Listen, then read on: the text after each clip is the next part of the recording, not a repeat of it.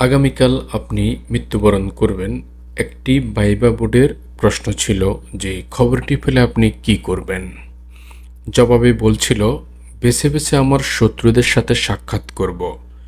জবাব শুনে ভাইবা বোর্ডের লোক অবাক হয়ে ব্যাখ্যা চাইলেন। কারণ হিসাবে বলছিলেন, যারা আমার আপন মানুষ তাদের সাথে মায়া বাড়ানোর মানে হয় না, এতে তাদের আর আমার কষ্ট বাড়বে।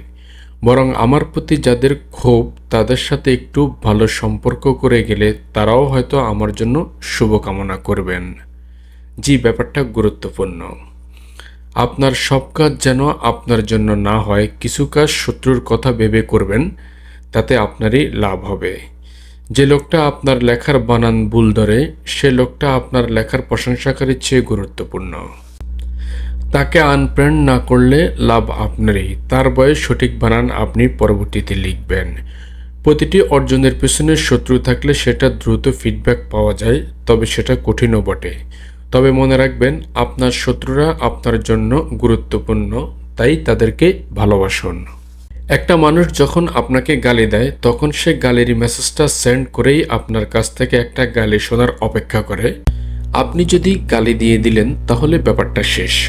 নোংরা হলে সে সফল হলো, আর যদি গালির জবাবে হাসি মুখে তার জন্য দোয়া সেন্ড করেন, আপনার সম্পর্কে সে ভিন্নভাবে ভাববে।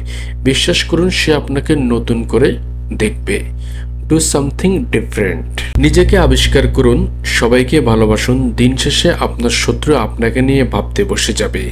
এটা পরীক্ষিত, প্রত্যেক শত্রুই আপনার জন্য এক একটা সতর্কতা। কেউ নেতার চাচা বলে পাওয়ার দেখালে সেখানে আপনি নেতার মামার পরিচয় না দিয়ে তাকে সালাম দিয়ে চলে আসুন। আপনি ছোট হবেন না, বরং বড়ই হবেন।